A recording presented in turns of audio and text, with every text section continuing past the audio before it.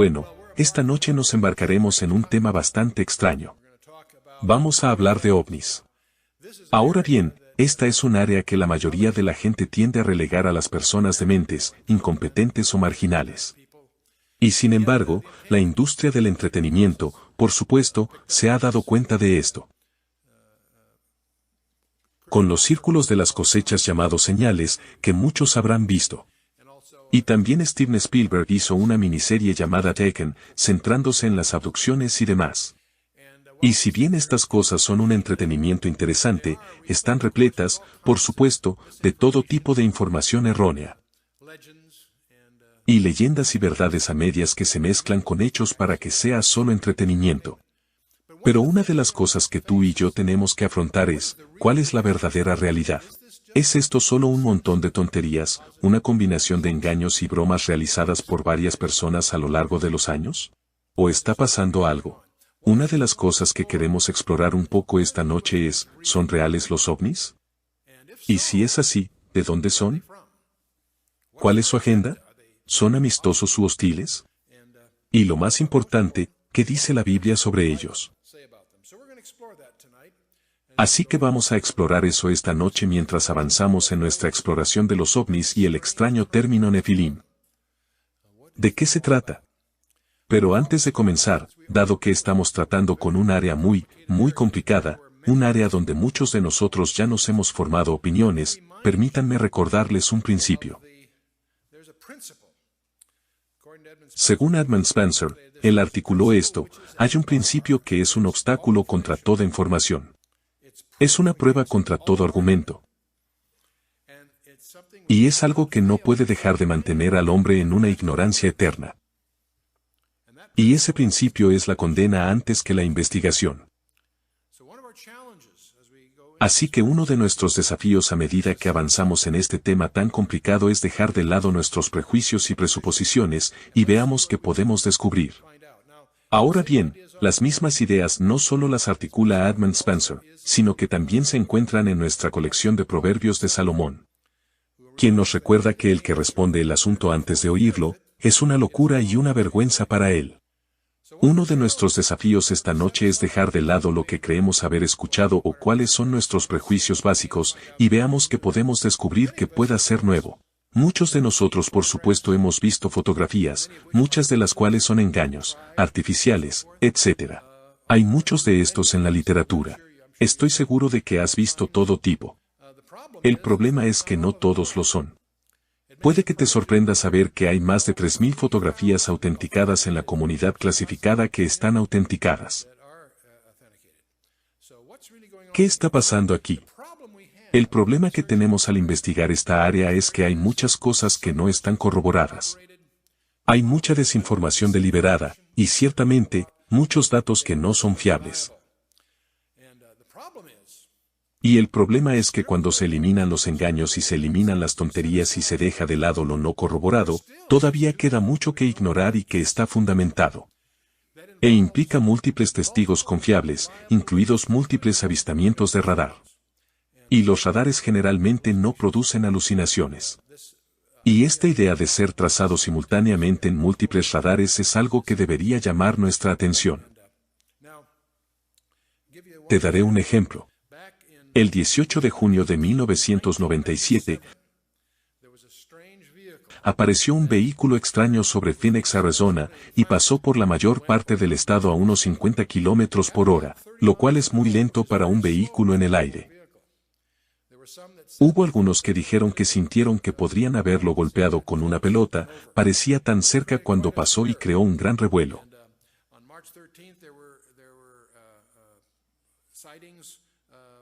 Y el 13 de marzo, hubo avistamientos desde Casa Grande y Chandler hasta la parte norte del estado, y Prescott, etc. Así que no fue solo un fenómeno local y creó un gran revuelo. El gobernador de Arizona cometió un gran error al tratar una conferencia de prensa a la mañana siguiente a la ligera, como si fuera humorística. Y no fue muy bien recibido porque la gente estaba molesta porque el gobierno los estaba bloqueando, a pesar de que la Fuerza Aérea lo negó.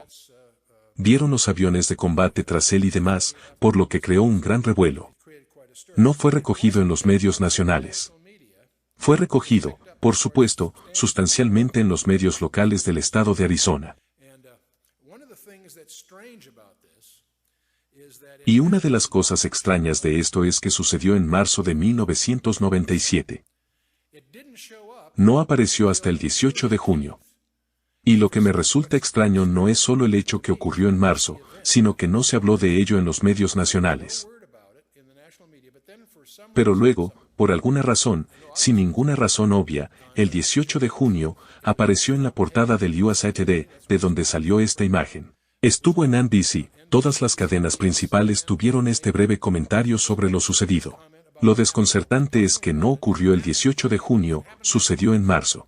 Y no había podido determinar qué impulsó a los medios de comunicación a convertirlo en un gran evento en ese momento. Una cosa que sí demuestra es cómo se gestionan las noticias, porque todas las cadenas lo recogen al mismo tiempo sin motivo aparente. Pero cuando hablamos de este tipo de cosas, tarde o temprano tendremos que centrarnos en el incidente de Roswell.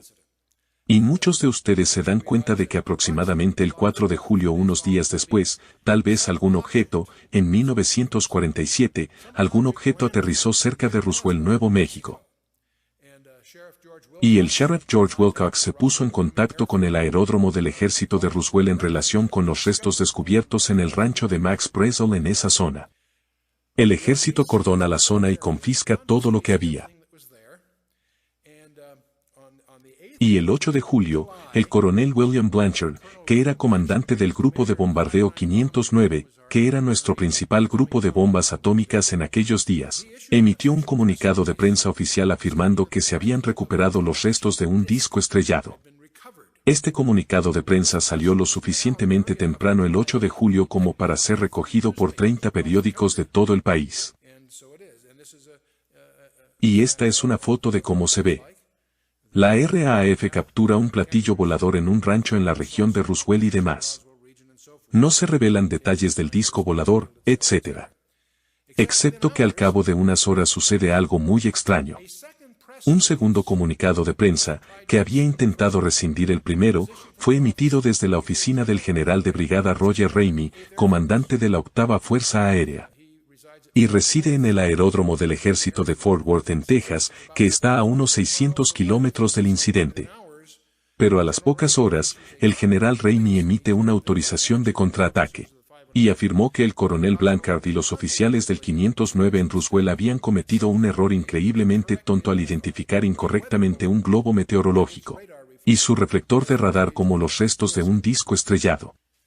Francamente, todos los que escucharon esto, los que pensaron un poco en ello, se dieron cuenta de que era solo una tapadera muy artificial.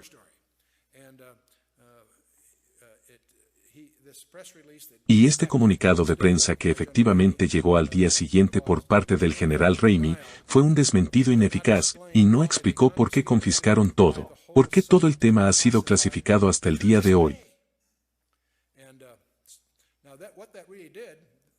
Lo que eso hizo, esta absurda historia de portada, francamente, simplemente alimentó los 50 años. Los 50 años intermedios de conjeturas y todo tipo de testimonios anecdóticos de personas que estuvieron involucradas periféricamente.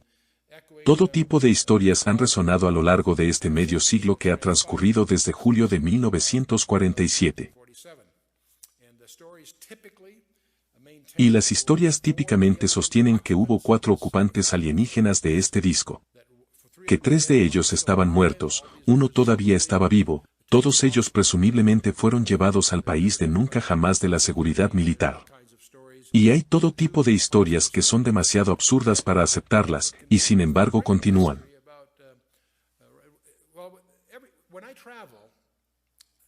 Cuando viajo, una de las preguntas más frecuentes que recibo es, ¿qué pasó en Roswell? Bueno, no sabemos qué pasó en Roswell. Ha sido clasificado y hablaremos de eso un poco. Sabemos algo que ocurrió 9 meses después del incidente de Roswell. Nació Al Gore.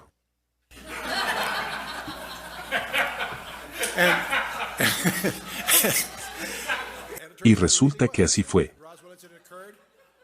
El incidente de Roswell ocurrió nominalmente alrededor de julio, días después del 4 de julio de 1947. Su cumpleaños es el 31 de marzo de 1948 y eso lo convierte en una broma linda porque todo público siempre ha parecido disfrutar ese tipo de broma, y obviamente no lo digo en serio. Pero en cualquier caso, una de las razones por las que quiero detenerme un poco en esto es porque durante 50 años la gente ha conjeturado lo que sucedió. Y la Fuerza Aérea ha ideado una tapadera tras otra a lo largo de los años, cada una más tonta que la primera. Entonces te preguntas por qué esto todavía está clasificado. Varios presidentes y media docena de congresistas han intentado en vano vulnerar la seguridad que rodea a Roswell. ¿Qué pudo haber sucedido que todavía hoy se considera un elemento de seguridad nacional? Curiosamente, apenas en los últimos meses, parece que ahora tenemos lo que algunas personas llamarían la prueba irrefutable. Hay alguna evidencia tangible que finalmente surgió de que hubo un accidente de algún tipo y que tuvo víctimas de algún tipo. Verás, cuando el general Ramey en Fort Worth publicó ese artículo de portada, la prensa estaba presente y se tomaron muchas fotografías. James Bond Johnson del Fort Worth Star-Telegram estaba entre ellos, y el 8 de julio tomó varias de las fotografías que mostraban al general Ramey sosteniendo un fajo de papeles en su mano que aparentemente era un comunicador en Washington.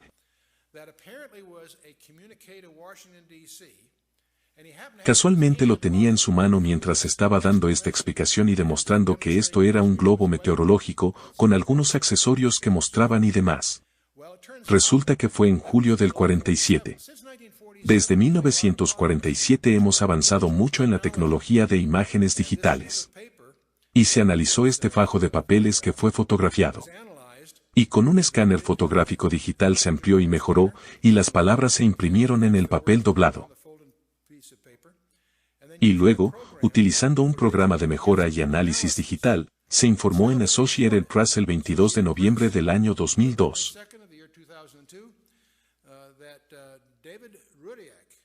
Que David Rodiak pudo identificar varias frases clave en ese fajo de papel que el general Ramey sostenía durante esa conferencia de prensa. Hay una frase, las víctimas del choque, y también la frase, en el disco que enviarán. Muchas otras palabras eran más conjeturas, pero el punto es que aquí hay una comunicación en su mano dirigida a Washington que habla de las víctimas del choque y habla de un disco que van a enviar. Mientras cubre la historia de que el coronel Blanchard estaba todo confundido, sobre un globo meteorológico. Finalmente los investigadores de ovnis tienen algo tangible con lo que continuar porque hasta ahora ha sido algo espeluznante. Pasemos un poco del 47 al 19 al 26 de julio, aproximadamente una semana, en 1952. Recuerdo esto vívidamente porque el 30 de junio de 1952 estaba ingresando a la Academia Naval de los Estados Unidos. Yo era un plebeyo en Annapolis cuando esto apareció en los periódicos y se habló mucho de ello en ese momento. Resulta que varios ovnis acosaron el Aeropuerto Nacional de Washington, que en aquellos días era el único aeropuerto allí. Fue tan obvio que tuvieron que cerrar el tráfico aéreo, y esto continuó y continuó durante una semana. Y estaba en los periódicos porque cada vez que la Fuerza Aérea alertaba a los aviones para investigar qué eran estas cosas, desaparecían, y tan pronto como los aviones aterrizaban regresaban. Objetos ardientes arrasan aviones sobre la capital en el Washington Post, son titulares de aquella época. Publicaron algunas historias de tapadera, pero la verdad del asunto es que no sabían qué era, y no fue un incidente de una noche, sino que se prolongó durante casi una semana. Creó un problema simplemente al bloquear todo el tráfico telefónico porque todos llamaban sobre lo que estaba pasando y demás. Algo real estaba sucediendo porque múltiples radares los detectaron.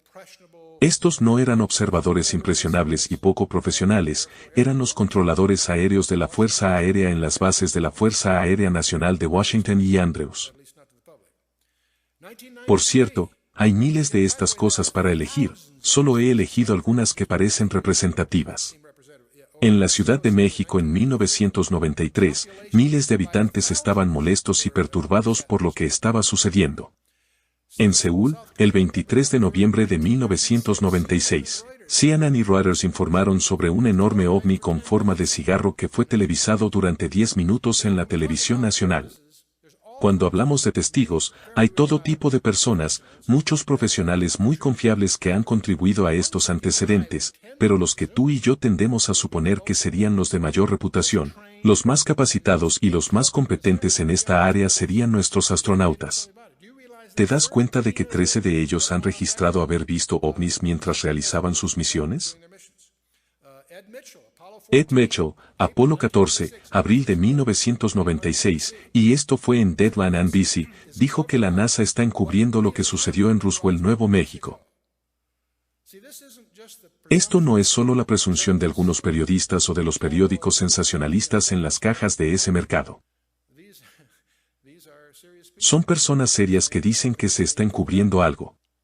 El astronauta Gordon Cooper ha dado muchas charlas.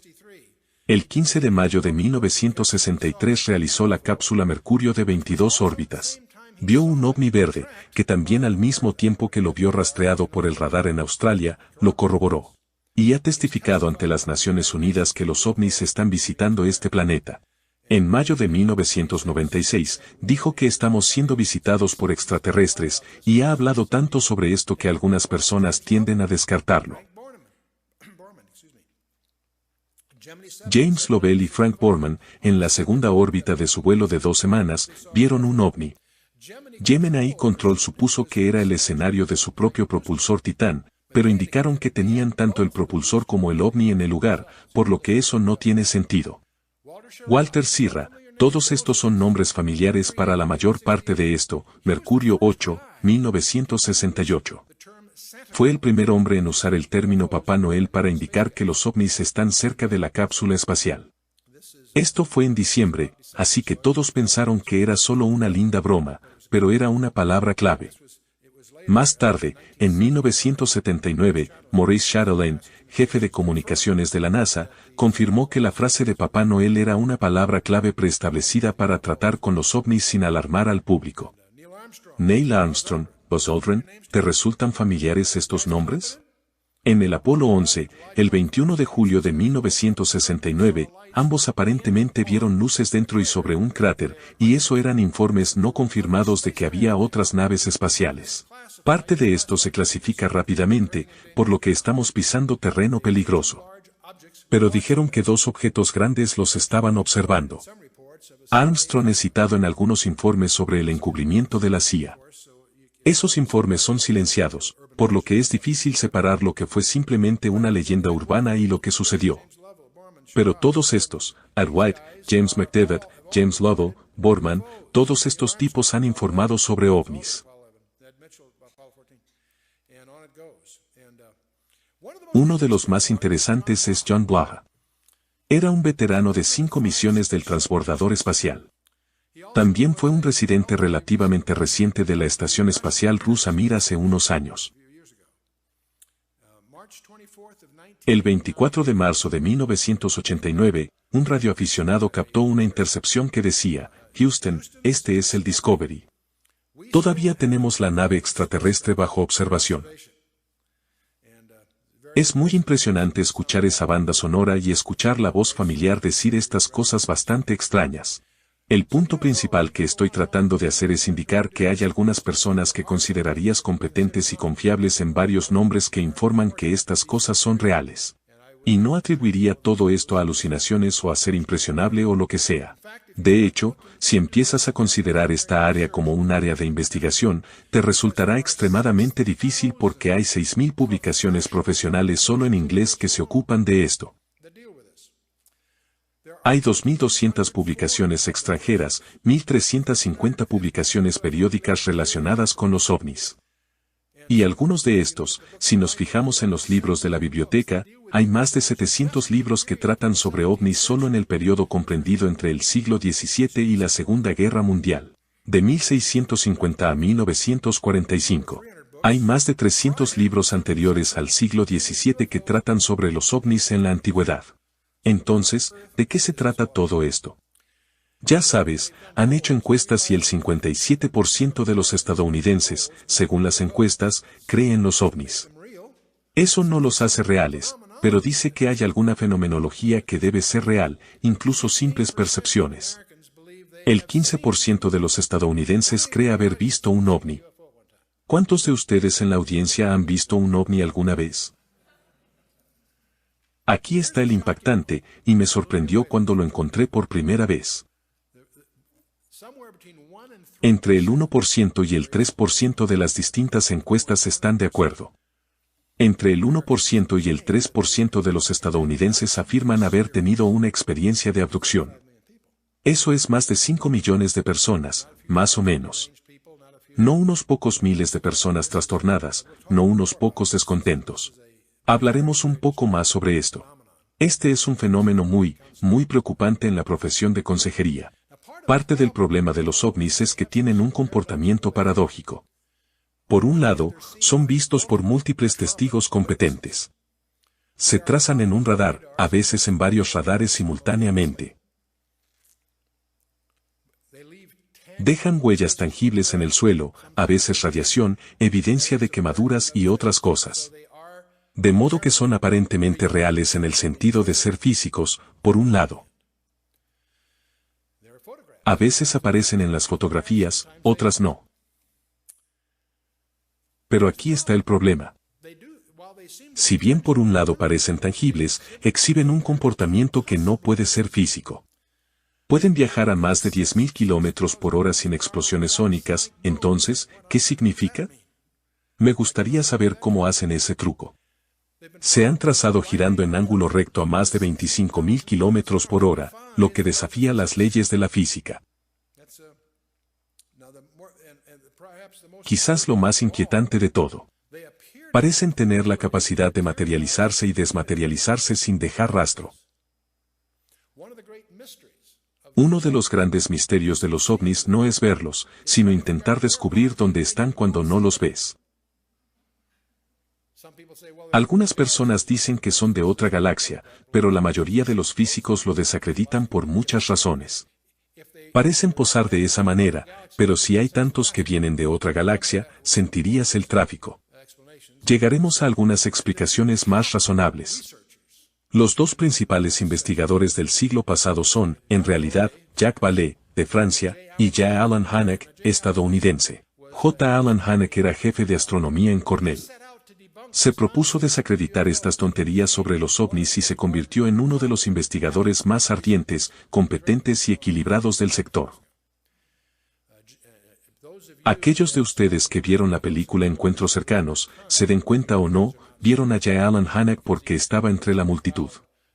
Yo estaba en la junta en esos días con Leonardo de Colombia y lo tenían como un simple gesto para aparecer en algunas escenas como extra. El ufólogo de esa pieza de ficción, por supuesto, siguió el modelo de Jacques Vallée.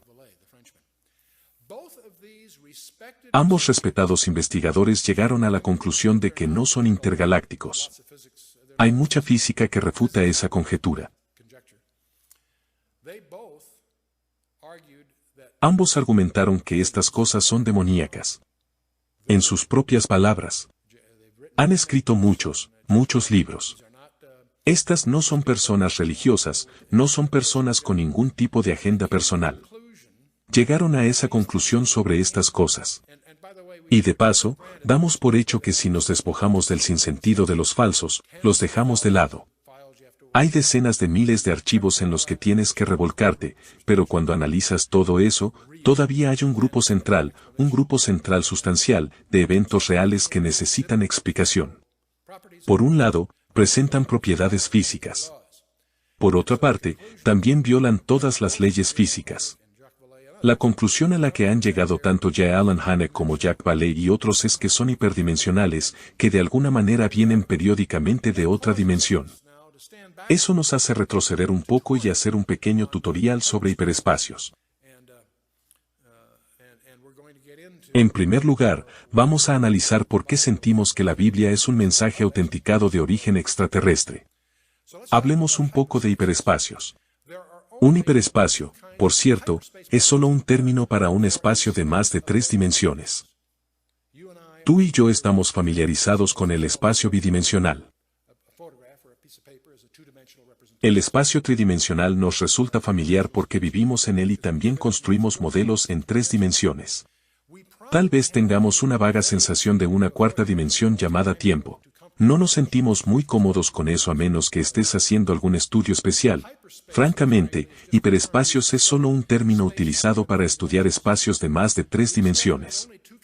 Descubrimos que solo hay 2 tipos de personas que pueden identificarse con los hiperespacios. Se trata de matemáticos con formación especial y niños pequeños.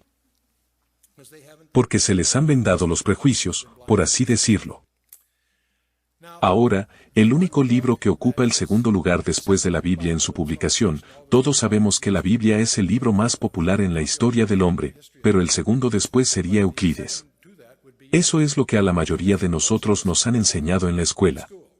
La mayoría de nosotros, cuando íbamos a la escuela, teníamos trigonometría o geometría plana.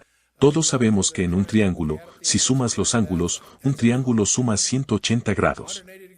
Un triángulo típico es 180. De hecho, cualquier triángulo, si sumo los ángulos, sumaría 180. Supongamos, sin embargo, que mi compañero y yo salimos a un campo grande. Y con mucho cuidado trazamos con el tránsito un triángulo muy grande, y cuando regresamos con nuestras figuras, sumamos los 3 ángulos, y sumaron más de 180 grados. ¿Qué concluirías? Que hicimos algo mal. ¿Qué nos hemos encontrado? La curvatura de la Tierra. Si tomas un curso de navegación, una de las cosas en las que tendrás que adquirir algunos conocimientos es la trigonometría esférica, donde puedes tener un triángulo con 90 grados en cada esquina.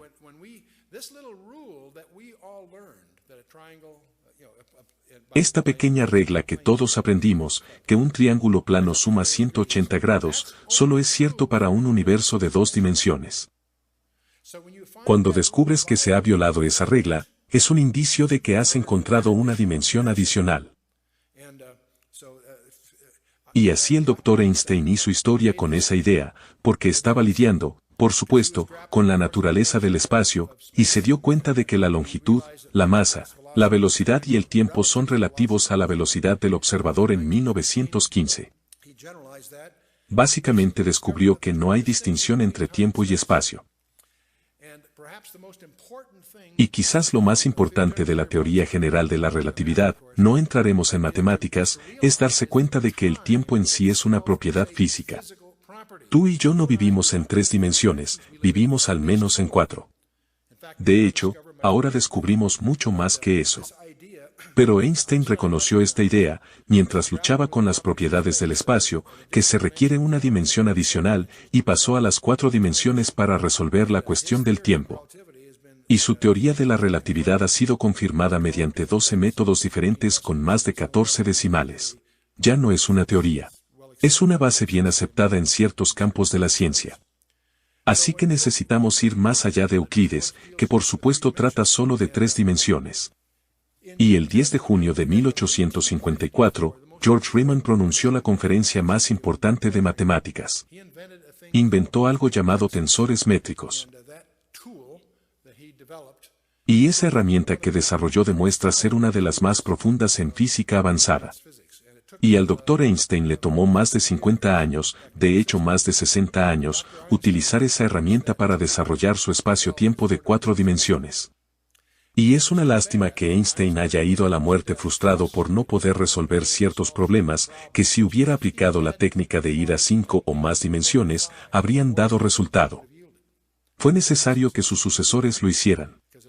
Porque en 1953 Kaluza y Klein desarrollaron más que modelos cuatridimensionales que integraban luz y supergravedad en un modelo.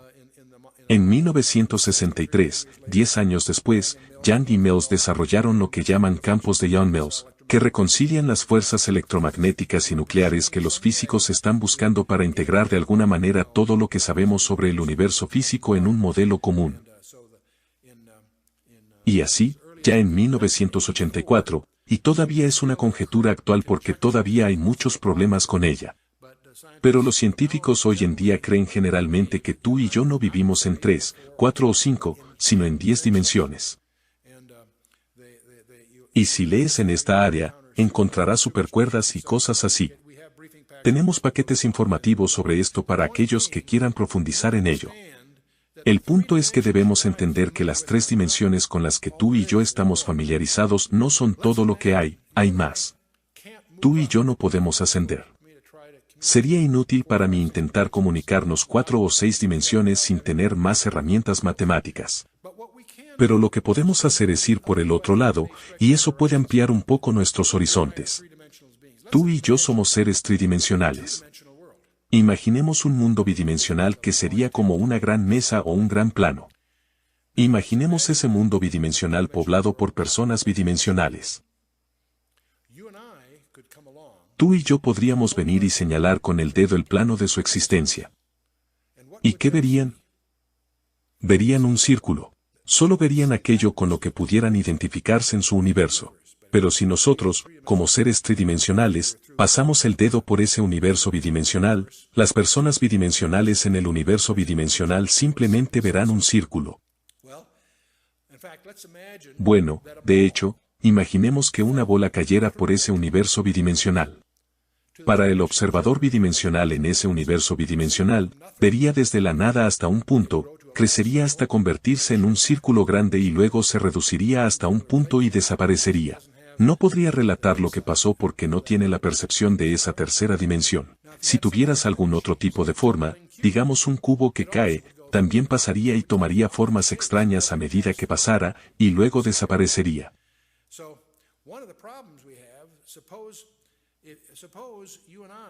Uno de los problemas que tenemos es que supongamos que tú y yo vamos a intentar comunicar un objeto tridimensional a ese mundo bidimensional. Una sería hacer lo que un arquitecto llamaría proyección.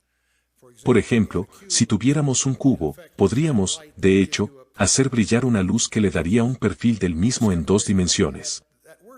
Pero no es demasiado útil para que la persona bidimensional comprenda un cubo tridimensional. Así que hay otra manera de hacerlo, tomando un cubo tridimensional y desenvolverlo. Podrías tomarlo y simplemente desplegarlo y colocarlo, y esa sería una manera de comunicarle a esta persona bidimensional cómo es este cubo tridimensional. Pero rápidamente descubrirías que al intentar hacerlo, es probable que su comprensión sea incompleta. Quizás te preguntes sobre todo esto. Bueno, hablemos de un cubo de 4 dimensiones. Eso se llama en matemáticas, un cubo de Hinton, y existen cosas así. El único lugar que conozco se llama tesseracto. Es un cubo Hinton desplegado. Se trata de un cubo de 4 dimensiones descompuesto en 3 dimensiones. Solo conozco un lugar donde esto se ha utilizado de manera constructiva. Y sorprendentemente fue de Salvador Dalí.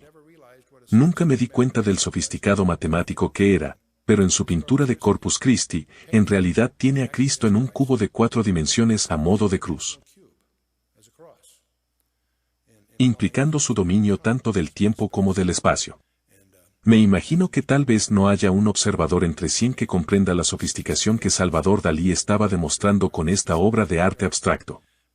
Pero eso es un cubo Hinton o un tesseracto. El punto principal que quiero transmitir es que tú y yo vivimos en 3 dimensiones espaciales y que el tiempo es una propiedad física. Eso es muy importante para nosotros en nuestro ministerio porque sabemos que la Biblia es un mensaje integrado.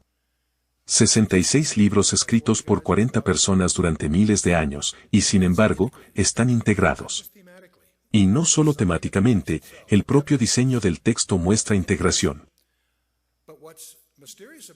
Pero lo misterioso de eso es que esa integración también implica que el origen de ese mensaje está fuera de la dimensionalidad del tiempo. Por la naturaleza de su estructura, su uso de escribir la historia antes de que suceda, etc. Ahora, en física de partículas, se habla de cuerdas de 10 dimensiones como la naturaleza de nuestro universo. Lo que me fascina de esto es que eso es exactamente lo que 2 eruditos hebreos allá en el siglo XII predijeron simplemente a partir de su estudio de Génesis 1. Que vivimos en 10 dimensiones, 4 dimensiones son conocibles y 6 no son conocibles para usar su jerga. Pero en cualquier caso, la sugerencia, es la única que hemos encontrado que puede conciliar lo que creemos saber, es que los ovnis aparentemente son hiperdimensionales. Aparentemente pueden entrar en nuestras dimensiones bajo ciertas condiciones y durante ciertos periodos de tiempo. Hay otro aspecto que me gustaría abordar sobre toda el área OVNI. Y volviendo al asunto de Roswell, ¿por qué diablos Roswell todavía está clasificado? ¿Por qué no se puede informar al público estadounidense o al público mundial sobre lo que está pasando? Está todo estrictamente clasificado. Pues bien, allá por 1984 ocurrió un hecho que merecía algún comentario. En 1984, surgieron varios documentos dentro de la comunidad OVNI.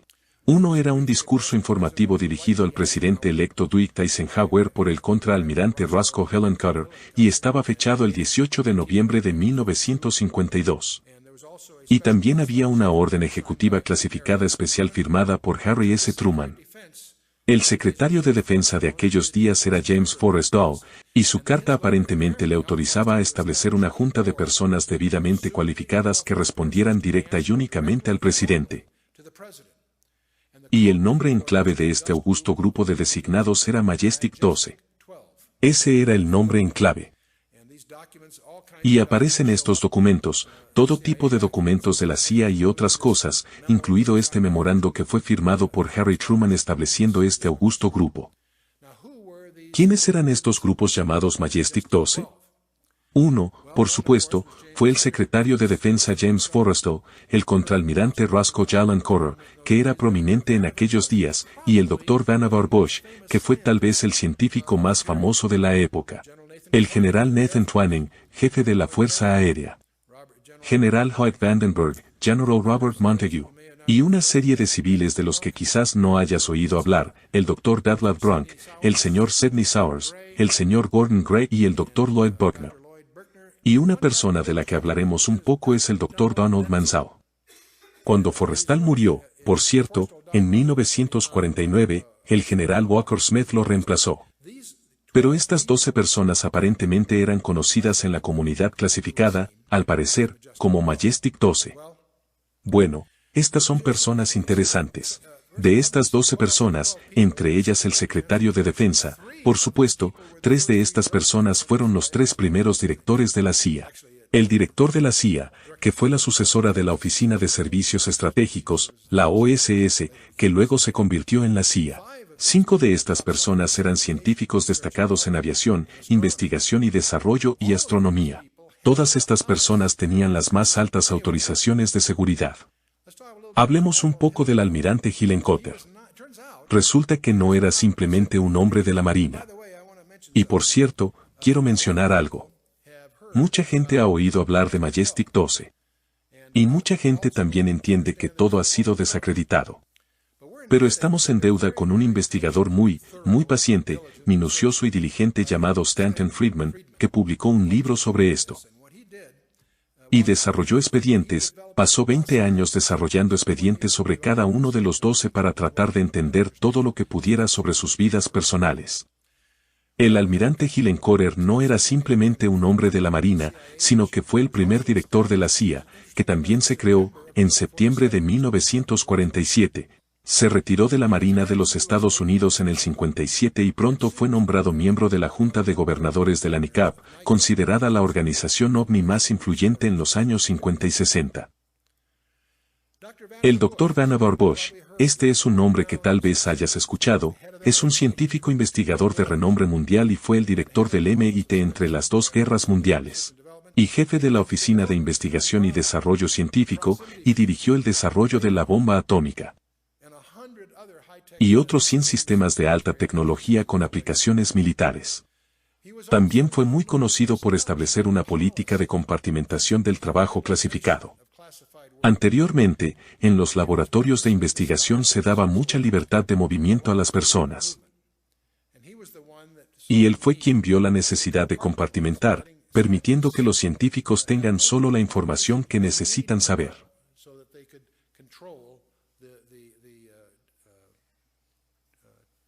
Para que pudieran controlar el tránsito de la información dentro de la organización. Hablaremos de compartimentación en breve. Hay 2 tipos de personas, las que nunca han oído hablar de los MJ-12 y las que saben que fue solo un engaño. Alguien notó que la máquina de escribir que se usó para escribir la orden ejecutiva de Truman del 47 se consideraba un modelo Smith Corona y no se había fabricado hasta el 63. Y suena como un engaño si eso es cierto. La firma en el memorando aparentemente había sido fotocopiada de una carta no relacionada que Truman le escribió a Vannevar Bush el 1 de octubre de 1947. Da la impresión de que esto fue solo un engaño. Hay otras anomalías que fueron notadas y publicadas en diversos medios. Muy rápidamente dentro de la comunidad OVNI, en tan solo unos años, todos reconocieron que estos documentos eran simplemente falsos. Y por eso la mayoría de la gente nunca ha oído hablar de MJ-12 o aparentemente saben que fue solo un engaño muy elaborado. Hasta que apareció Friedman, era físico nuclear. Pasó más de una década investigando minuciosamente 15 bibliotecas y archivos. Y ahora ha arrojado dudas importantes sobre los que dudan. Ha refutado la mayoría de las objeciones sobre la documentación planteadas por los escépticos. Pero lo más importante es que recopiló expedientes detallados sobre cada uno de los 12 y realizó algunos descubrimientos intrigantes. Recopilando los detalles de cada uno de ellos han surgido algunas corroboraciones muy interesantes. Y todos estos están publicados en su libro, Top Secret Magic, en 1996. Tomemos al general Nathan Twining como ejemplo. Tenía programado volar a Seattle el 16 de julio de 1947 para revisar el nuevo bombardero B-50 que estaba construyendo Boeing en ese momento, y también para pescar con algunos viejos amigos, todo programado para algún tiempo. De repente, el general Twining canceló su viaje a Seattle y se dirigió a Nuevo México el 7 de julio. Esto se presenta como una simple inspección de rutina, pero eso no concuerda con la aparente urgencia de alterar todos estos otros planes a largo plazo sin ninguna razón específica aparente. También es interesante que el 9 de julio, el presidente Truman se reunió con el senador Chávez de Nuevo México sin dar ningún motivo. Uno tiene la sensación de que detrás de estas entradas del calendario se esconde algo sospechoso. Otro tipo interesante es Donald Manziel. Al parecer, descubre Friedman, llevaba una doble vida.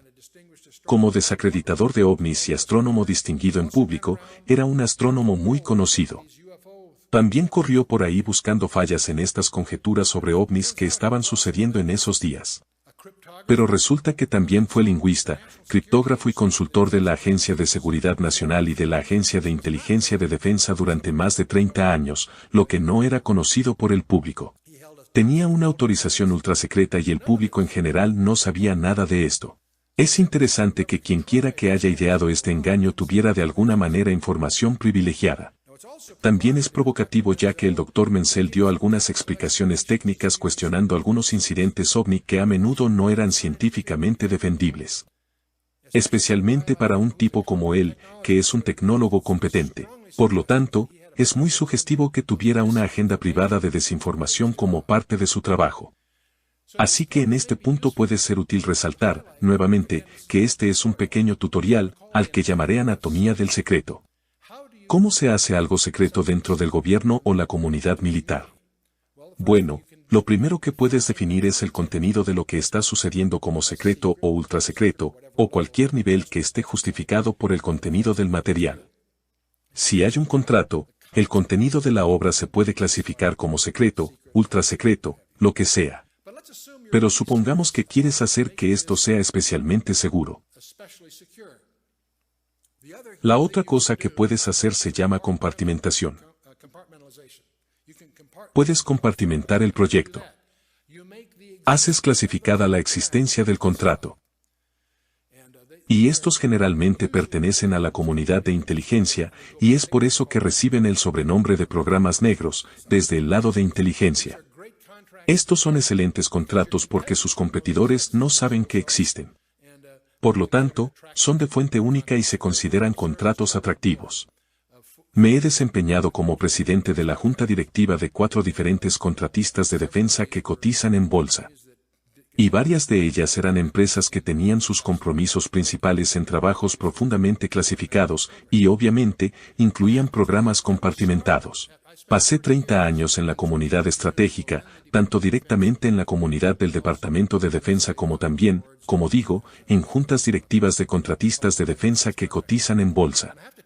Y tengo que decirles que fue al final de esa carrera de 30 años que descubrí, para mi asombro, que existe otro nivel de seguridad. Y ahí es donde se clasifica la existencia del cliente. Y yo estaba en uno de esos proyectos, y fue una reunión muy extraña. Teníamos nuestra pequeña empresa que cotizaba en bolsa, pero no era una empresa grande, estábamos compitiendo por una adquisición en particular. Y el jefe de esa división en particular me preguntó, como presidente de la junta directiva y accionista mayoritario. Me pidió que fuera presidente de la reunión, junto con nuestro banquero, estaba allí el vicepresidente del First Interstate Bank. Y en esta sala de conferencias, 3 tipos entran con tarjetas de presentación y nos las dan, asociados de investigación de alta tecnología o algo así. Pero nos explican que eso es solo una tapadera y que no nos sorprenda. Eso es lo que se conoce como recorte, una corporación fantasma que utilizan para ciertos propósitos. Y nos explicaron que se han reducido a 2 empresas, la nuestra, que es una empresa más pequeña, y otra empresa grande. Esto alrededor de un miércoles o jueves, y el lunes, llamarán a una de estas empresas y obtendrán el contrato. Y ser considerados fue emocionante. Pero luego explicaron que estaban muy avergonzados porque el lunes recibiríamos el visto bueno verbal si ganamos. Pero tendremos que empezar a trabajar de inmediato para cumplir con los plazos y no podrán enviarnos la documentación hasta dentro de 60 o 90 días. Y el problema es que vamos a tener que empezar con un visto bueno verbal antes de tener los papeles. Y el problema es que nuestras finanzas no eran tan fuertes como para asumir ese compromiso. Y por eso querían un banquero allí. Así que creo que teníamos una línea de crédito en aquellos días de unos $4.5 millones, y se necesitaría otro $1,5 millones para hacernos presentables para este propósito. Y le preguntaron al banco si el banco podía aumentar nuestra línea de crédito por $1,5 millones. El banquero muy naturalmente dijo, si no nos dicen quiénes son y no nos dicen de qué se trata, la respuesta es no. Y estamos en un punto muerto, porque como estándar, no estaríamos calificados. Y me volví hacia el vicepresidente del banco y le dije, ustedes tienen mis finanzas personales. En aquellos días yo tenía dinero, eso fue antes de entrar en mi proyecto con los rusos. El caso es que en aquellos días yo tenía un patrimonio neto. Entonces dije, si garantizara el préstamo incremental, ¿lo aceptaría el banco? Y dijo que él no tenía la autoridad, pero que tal vez lo aceptarían. Entonces le pregunté al cliente si podía lograrlo en las próximas 24 horas, si sería suficiente, y estuvo de acuerdo. Así que a la mañana siguiente fui al centro al banco para firmar unos papeles. Y ese jueves o viernes garanticé $1,5 millones adicional sobre el préstamo existente de $4.5 millones, y ese lunes recibí una llamada telefónica informándonos que ganamos el contrato. Y resultó ser la electrónica del bombardero B-2. Y 18 meses después, todo el proyecto fue transferido a Northrop. Pero antes de eso, estuvo en una organización cuya existencia está clasificada. Y me sorprendió descubrir que hay todo un procedimiento. Hay procedimientos de recuperación de costos y hay tribunales. Existe toda la infraestructura necesaria para que todo esto funcione. Y todo está altamente clasificado para proteger incluso la existencia del cliente. Ese es el tercer nivel, por así decirlo. Cuando empiezas a hablar de ese tipo de estructura, ¿cómo proteges algo que estás tratando de mantener en secreto? Y una de las cosas que puedes hacer es tener una estrategia de desinformación activa. No solo lo mantienes en secreto, sino que publicas cosas para evitar que la gente entienda lo que es, lo desacreditas o lo que sea. Y eso lo hicimos, por ejemplo, en el proyecto Manhattan en la Segunda Guerra Mundial. La existencia misma de nuestro proyecto de la bomba atómica estaba oculto bajo un montón de otras portadas y pseudoproyectos. Si pasabas por ciertas áreas, había proyectos en marcha que no tenían nada que ver con nada. Eran solo una tapadera para ocultar lo que estaba pasando, desinformación activa. Y una de las cosas que personalmente sospecho. Eso es exactamente lo que hicieron con MJ-12. Es muy posible que saquen a la luz documentos que tienen fallas, sabiendo que después de unos meses o algunos años, la diligencia de los investigadores descubrirá que eso no pudo haber sido esa máquina de escribir, o la firma de Truman, lo que sea. Para que todo el mundo sepa que MJ-12 es solo un gran engaño. Pregúntale a cualquiera en esta comunidad sobre MJ-12 y lo descartarán de inmediato como un engaño que surgió en los 80. ¡Qué portada tan perfecta! Y obviamente, creo que es real y ha continuado. Obviamente ha recibido nuevos nombres y demás. Pero de repente comencé a darme cuenta de que la desacreditación de MJ-12 puede ser muy falsa. Hay una serie de razones en las que no quiero entrar y que me hacen sospechar que todo fue artificial. Por cierto, ha habido otros similares. Entonces hay un misterio continuo. ¿Por qué alguien se toma tantas molestias para ocultar, por ejemplo, lo de Roswell después de 50 o 60 años? 2 presidentes y 4 congresistas no lograron penetrar la seguridad que rodea las cuestiones relacionadas con los ovnis. Por cierto, una investigación de la embajada canadiense en Washington fue rechazada con la revelación de que el tema de los ovnis goza de una clasificación más alta que nuestras ojivas más secretas, las W-88. Hicieron una investigación y fueron rechazados, pero cometieron un error cuando la rechazaron porque revelaron el hecho de que lo que buscaban, que es información sobre ovnis, estaba clasificado en un nivel más alto que nuestros sistemas de armas. Por cierto, así como tenemos a Roswell en Estados Unidos, en Inglaterra tienen el famoso incidente del bosque de Rendlesham. Esto es algo interesante, el día después y luego el día siguiente de la Navidad de 1980. Hay un bosque que está justo al lado de una base aérea estadounidense y una base aérea real, en Woodbridge en Suffolk, Inglaterra. Y en ese bosque, 2 veces, 2 tardes seguidas, aterrizó un ovni. Y se vio 2 noches seguidas. Fue rastreado por radar por muchos de los sitios militares de la zona. Mucha gente estuvo involucrada. Montaron todo tipo de luces. Es como un remolque tirado por un automóvil que tiene luces brillantes para varios proyectos al aire libre. Lo tenían todo preparado para cuando aterrizaran y aparentemente estaba programado de alguna manera. Y así lo informó el subcomandante de la base, el teniente coronel Charles Holt, en un memorando clasificado a ambos lados del Atlántico. Pero se filtró una copia.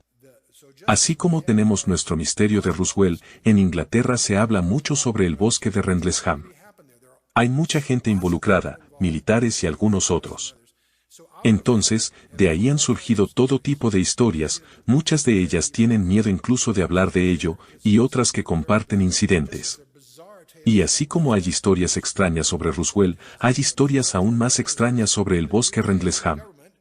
Pero la buena noticia es que el gobierno del Reino Unido ha anunciado en los últimos meses que el expediente Rendlesham se hará público, avanzando hacia una postura tipo ley de libertad de información.